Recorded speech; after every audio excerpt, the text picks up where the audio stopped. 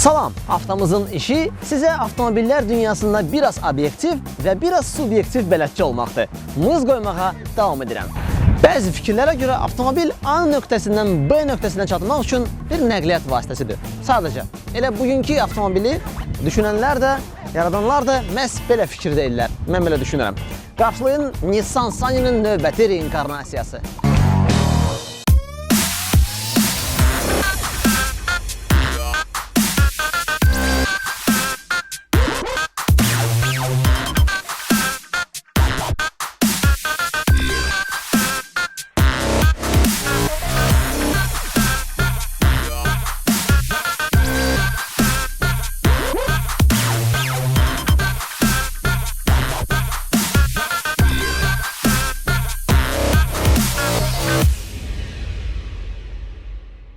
Yeni Nissan Sunny'də misal üçün yan güzgülərdə dönmə işıqları yoxdur. Halbuki digər xarici ölkələrin bazarlarına gedən Nissan Sunny'nin bu modelində onlar var. Və ümumiyyətlə xaricə gedən Sunny'lərin və Azərbaycana gedən Sunny'lər arasında bir çox fərqlər var. Misal üçün elə kapotun altına baxaq. Kapotun altına baxaq və görəcəyik ki, burada adi həcmi 1,5 litr və 99 at gücündə olan mühərrikdir. Halbuki yenə də o məsələyə qayıdıram. Xarici bazarlara başqa modifikasiyada gedir. Bu 1,6 litr həcmi və 105 at gücü olan mühərrikdir. O təbii ki daha güclüdür və o mühərrik artıq adi avtomatla yox, pilləsiz, yəni variator sürət qutusu ilə duetdə çalışandır. Daha güclüdür təbii ki. Bu mühərrik isə sözsüz ki zəifdən başqa həm də qənaət məsələsində az sərfəlidir. Niyə görə? Çünki bu cür mühərriklə siz avtomatik olaraq yüksək sürətlə getmək üçün, maşına biraz güc vermək üçün motorun, mühərriyin dövrələrini qaldırmalı olacaqsınız. Bu halda isə artıq qənaətdən söhbət gedə bilməz. Daha bir məsələ var. Bu da ki, bir çox Sunny sahibləri deyirlər ki, standart komplektasiyada olan akkumulyator daha zəifdir və onun daha güclü olması yaxşı olardı. Bundan şikayət edirlər və şikayət məsələsində isə mən özüm şəxsən artıq hətta ilk dəfə bu maşını görəndə belə şikayət edə bilərəm başqa bir məsələdən. Bu avtomobili yaradanlar bəlkə də ən ali məqsədlər arasında onlarda qənaət etmək məqsədi var idi. Bunu şahidi olacaqsınız. Məsələn, başlayaq kapotun altından. Kapotun qapağını saxlayan dirək. Mən başa düşürəm ki, özü açılan dirəklər müəyyən qədər bahalı bir şeydir və bu daha bahalı modellərdə olur. Amma hətta böyük bir dəmir qoymağa burada qənaət edə bilər. Məsələn, görün, baxın, burada dirəklər, bunu hətta dəmir parçası adlandırmaq çətindir. Bu sadəcə bir məftil parçasıdır. Bax, bununla da bu cür ağır qapağı saxlamalı olur bu yazıq məftil parçası. Mən hesab edirəm ki, biraz da qənaət etsəydilər, Sunny'nin istehsalçıları gəlib bura bir taxta parçası qoyardılar. O köhnə maşınlarda olduğu kimi. Belə, bundan başqa bir qənaət üsulu da ki, içəridən olan bu qoruyucunu qoymamaq. Halbuki bu da bir başa olaraq səs izolyasiyasına təsir edən bir şeydir. Yəni, mühərriyin səsi artıq kənara və təbii ki, salona keçməsinə mane olmur heç nə. Burada qoruyucunun olmaması. Nəysə, kapotla bitirdik.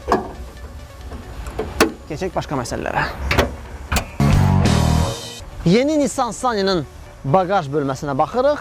490 litr həcmi var gəlmiş. İndi baxaq görək bu həcm əslində nə qədərdir. Açardan açırıq.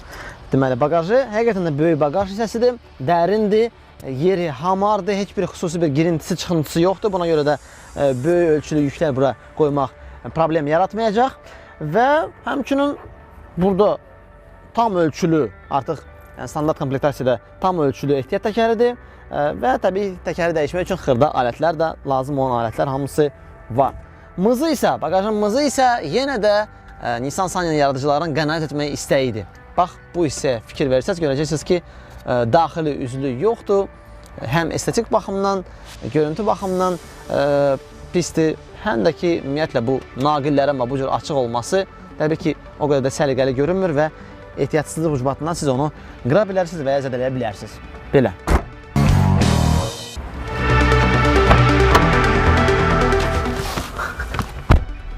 Yeni Sunny'ni sürmək istəyənlər və bunu hətta yatıb yuxuda görənlər, onun həsrətində olan insanlar hətta ən sadə opsiyalardan belə imtina edib onu ala bilərlər, daha ucuzuna. Yəni qənaət edə bilərlər. Təsəvvür edin ki, 2014-cü ilin avtomobilində ən sadə versiyasında ön şüşə qaldırıcılar mexanikidir. Yəni bu versiyada yox, bizdəki versiyada ən bahalı və ən zəngin versiyadır, nə qədər mümkündürsə. Amma elə bir versiya var Nissan Sunny'lər arasında. Yəni deməyimin məqsədi də odur ki, siz təsəvvür edəsiniz ki, bu cür avtomobillərin komplektasiyası mövcuddur və siz mexaniki şüşə qaldırıcılarla Sunny ala bilərsiniz. Əsas odur ki, o daha ucuz olacaq. Buna baxmayaraq, Sunny'ların ən sadə komplektasiyaları belə, deməli, evə yola salma işıq funksiyasından təchiz olunub. Bundan başqa əyləc sistemində müxtəlif sistemlər var. Aydın məsələdir ki, ABS, EBD və digər kömək olan funksiyalar var. Mızı isə odur ki, B sinifində olan digər avtomobillər, yəni rəqiblərinə baxanda təhlükəsizlik baxımından biraz zəifdir. Çünki burada maksimum 2 təhlükəsizlik yastığı ola bilər. Yalnız ön yastıqlar mövcuddur. Yəni bahalı komplektasiyalarda bundan artıq yastıq sayı olmur. İçəridə isə salonun içərisində bir çox avtomobildə rast gəlinən bir problemlə üzləşirik. Bu da ki, enli dirəklər, yəni stoyka deyilən bir şeylər. Onlar çox enlidirlər. Hər halda daxildən həddən artıq böyükdürlər və xüsusilə dönmə əməliyyatlarda görməyə maneçilik törədirlər. Cihazlar panelinə mız qoymayacağım. Çünki o sadədir və sadə olduğu qədər zövqlü və ən əsas məsələ çox rahat oxunandır, rahat görünəndir. Yəni full versiyalarda hər halda bu cihazlar panelidir. Tam zəngin versiyalarda həm taxometr, həm speedometr ikisi də tam ölçülüdürlər. Rahat oxunan bord kompüter var burada, daxili kompüter. Daha zəif versiyalarda cihazlar paneli biraz daha hər halda zəifdir. Bu belə. O ki qaldı təchizata, full versiyalarda həm multisükan var, bizdə olduğu kimi həm Bluetooth sistemi var, USB yoxdur.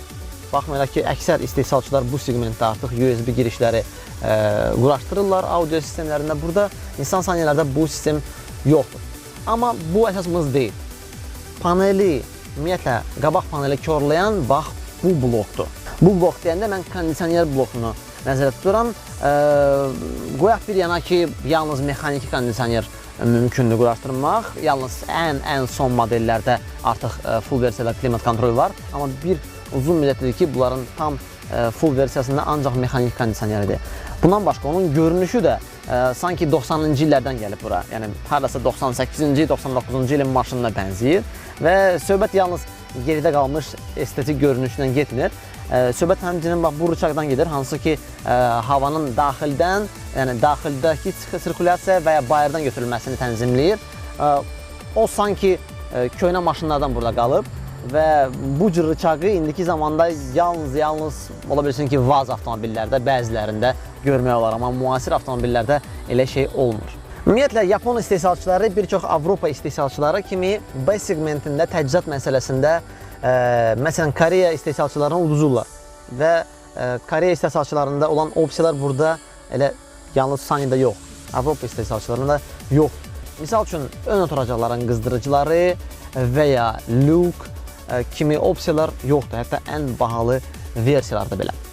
Bəzi istehsalçılar isə artıq bu segmentdə ən bahalı komplektasiyalarda start-stop sistemini quraşdırırlar. Sunny'də bu yoxdur, buna görə də bu maşının, konkret bu maşının sahibi hətta 400 manata yaxın məbləğdə xərcləyib ki, bura açarsız, yəni start-stop sistemini quraşdıra bilsin. Bunu nəzərə alın. Və salam, sürməkdən əvvəl biz arxa oturacaqlarının komfortunu yoxlayaq, görək arxada oturanlar özünü necə hiss edirlər.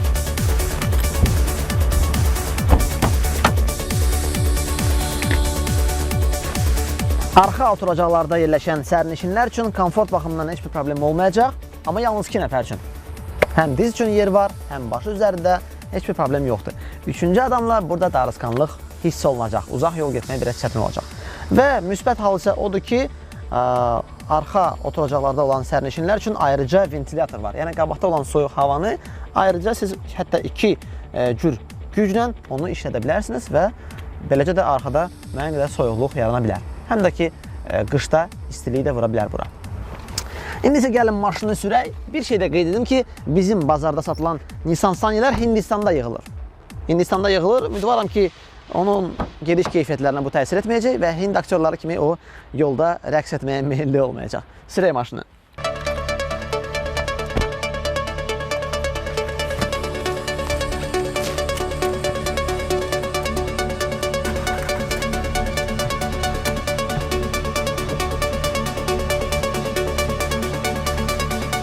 Bu segmentdə tez-tez rast gəldiyim kimi elə Sanydə də askı sərtliyini gördüm. Buna səbəb isə konstruksiyanın sadəliyidir. Yəni, qənaət burada da özünü bildirir. B sinifi ümumiyyətlə əlçatan qiymətlər segmentidir və bu qiymət davasında istənilən üslublara əl atılır. Nəticədə avtomobili ehtiyatla sürmək lazımdır. Bu askı nisbətən iri yol qüsurlarını ört-bastır etməyəcək və sizə dərhal hiss etdirəcək. Mənə görə Sanyi bizə qəddar kapitalistik dünyanın qaydalarını öyrədir. Yəni, əgər sən funksional, müasir, dəbdəbəli, geridə qalmayan, güclü bir avtomobil sürmək istəyirsənsə, onda qənaət etməməlisən. Pul xərcləməlisən. Kapitalistik dünyanın qaydası budur. Pul xərcləməlisən. Yox, əgər sən nəyin bahasına olursa olsun, ucuz da olsa, Yapon maşını sürmək istəyirsənsə, onda Sanyi ilə barışmalısan, olduğu kimi. Əgər siz də öz avtomobilinizi yeni avtomobil olmaq şərti ilə bizim test drive'ımızda, avtomuzda görmək istəyirsinizsə, onda bizim Facebook səhifəmizə yazın və eləcə də bizim YouTube kanalımıza da abunə olmağı da unutmayın. Çünki öncəki verilişlərin arxivi və eləcə də ən yeni test drive'lar hər həftə bizim YouTube kanalımızda var və olacaq. O ki qaldı, bu maşına seçim sizindir. Məndən mız qoymaqdır. Gələn həftə görüşərik. Hələlik.